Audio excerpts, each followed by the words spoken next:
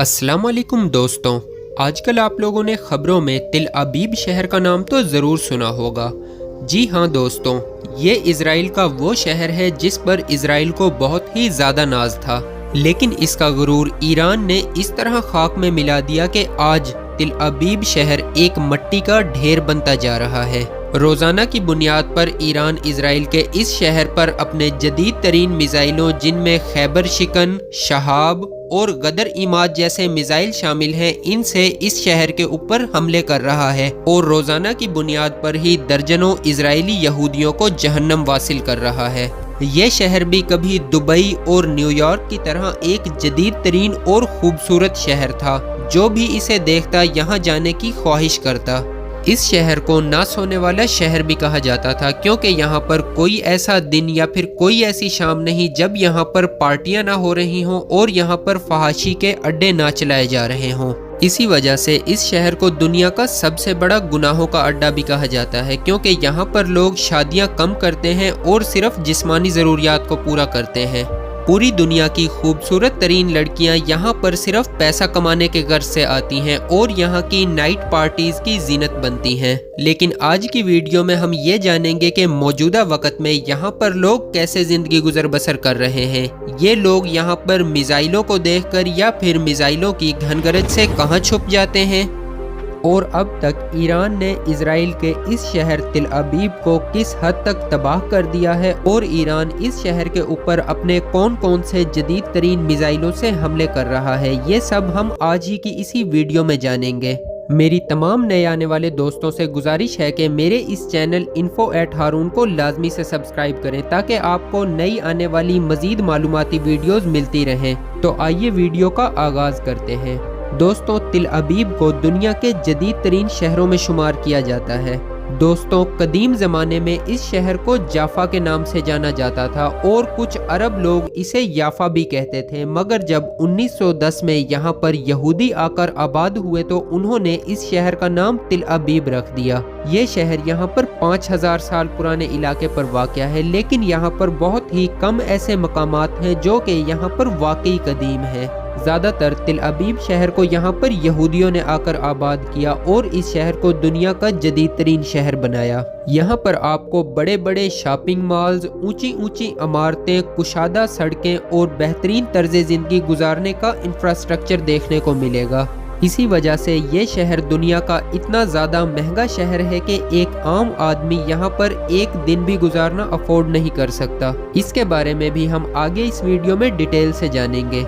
ये शहर तकरीबन 52 मुरब्बा किलोमीटर तक फैला हुआ है और यहाँ पर तकरीबन 5 लाख लोग रहते हैं। अगर यहाँ के इर्द गिर्द के इलाकों को शामिल किया जाए तो तकरीबन 40 लाख अफराद यहाँ पर जिंदगी गुजार रहे हैं। दोस्तों, ये शहर इतना ज़्यादा महंगा है कि कोई आम इंसान यहाँ पर नहीं रह सकता, जबकि यहाँ पर आपको हर दूसरा तीसरा चलता फिरता इंसान मालदार नजर आएगा, क्योंकि यहाँ पर खाने पीने से लेकर यहाँ की रिहाइशें, यहाँ के होटल्स का किराया इतना ज़्यादा महंगा है कि कोई आम इंसान इसे एक दिन के लिए भी अफोर्ड नहीं कर सकता। यहाँ पर सिर्फ वही जिंदगी गुजार सकता है जिसके पास अच्छा खासा बैंक बैलेंस हो। दोस्तों, ये बात जानकर आपको बहुत ही हैरानी होगी कि इतना महंगा शहर होने के बावजूद भी दुनिया भर से यहाँ पर हर साल 30 लाख से ज़ायद अफराद यहाँ पर सैर व सियाहत और तफरीह के लिए यहाँ पर आते हैं।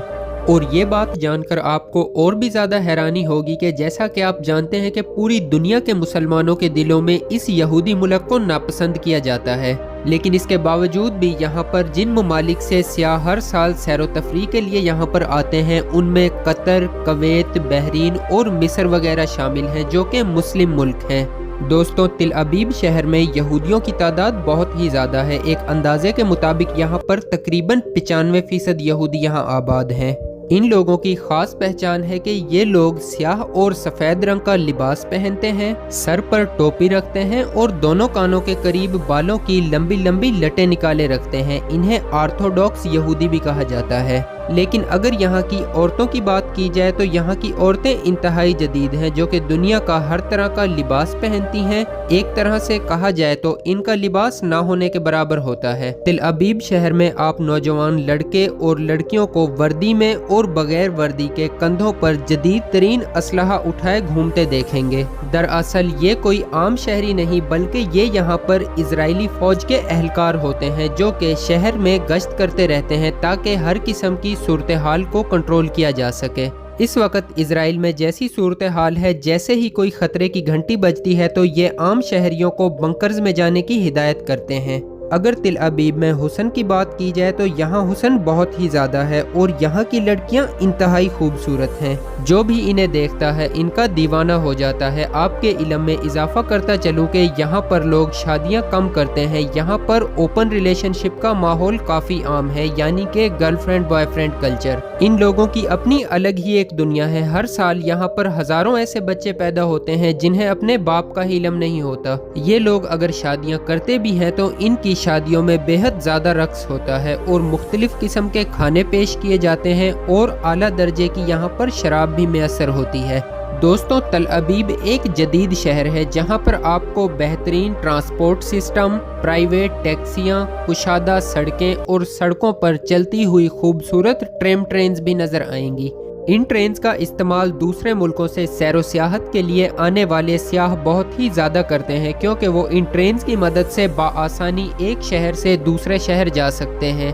دوستوں، اس بات سے تو ساری دنیا ہی واقف ہے کہ یہودی دنیا کے بڑے بڑے کاروباروں میں اپنا حصہ رکھتے ہیں، اسی لیے دنیا کے نقشے پر ایک چھوٹا سا ملک ہونے کے باوجود بھی اسرائیل کو دنیا کے جدید ترین ممالک میں شمار کیا جاتا ہے، کیونکہ اسرائیل میں رہنے والے تمام ہی یہودیوں کو پوری دنیا کے اندر انتہائی امیر سمجھا جاتا ہے اور انہیں مالی لحاظ سے پوری دنیا میں معاونت حاصل ہوتی ہے۔ دوستوں، اسرائیل جب سے بنا ہے، پاکستان نے تب سے لے کر آج تک اسرائیل کو ایک ملک تسلیم نہیں کیا اور پاکستان سے کوئی بھی شخص براہ راست اسرائیل نہیں جا سکتا، اور یہ بات پاکستان کے پاسپورٹ پر بھی درج ہے، اور نہ ہی اسرائیل کا پاکستان کے اندر کوئی سفارت خانہ موجود ہے۔ اور پوری دنیا یہ بھی جانتی ہے کہ اسرائیل کو ایران کے بعد سب سے زیادہ جس ملک سے خطرہ ہے وہ ہے پاکستان، کیونکہ پاکستان پوری دنیا کے اندر وہ واحد ملک ہے جو کہ ایٹمی طاقت رکھتا ہے۔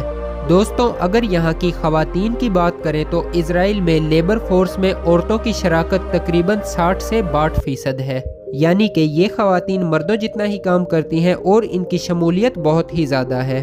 دوستوں، چرچ آف دی ہولی سیپوکر عیسائیوں کے نزدیک ایک بہت ہی مقدس مقام ہے، جہاں پر ان کے عقیدے کے مطابق حضرت عیسیٰ علیہ السلام کو سولی دی گئی، دفن کیا گیا اور پھر وہ دوبارہ زندہ ہوئے۔ لیکن اگر پوری دنیا کے مسلمانوں کے دلوں کے قریب مقدس کتاب یعنی کہ قرآن پاک کی روح سے دیکھا جائے تو قرآن پاک میں یہ واضح لکھا ہے کہ اللہ تعالیٰ نے حضرت عیسیٰ علیہ السلام کو آسمانوں پر زندہ اٹھا لیا تھا اور ان کی جگہ کسی اور کو سولی دی گئی۔ دوستوں، اگر موبائل فون کی ہسٹری کی بات کریں تو اسرائیل میں موبائل فون کی تاریخ بھی دلچسپ ہے۔ دنیا کا پہلا ہینڈ سیٹ مٹرولا نے 1973 میں بنایا تھا اور اس کی ریسرچ بھی اسرائیل سے منسلک تھی، یعنی دنیا کا پہلا موبائل فون بھی اسی خطے سے وابستہ سمجھا جاتا ہے۔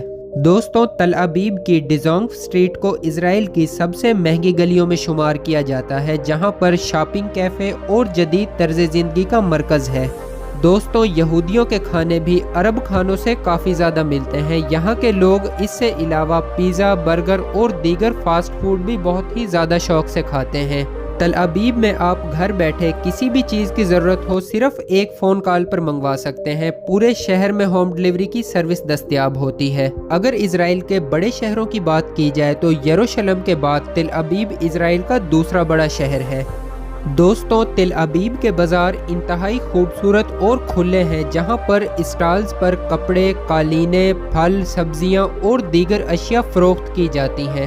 سال بھر ان کے بازاروں میں مقامی اور غیر ملکی لوگوں کا رش لگا رہتا ہے۔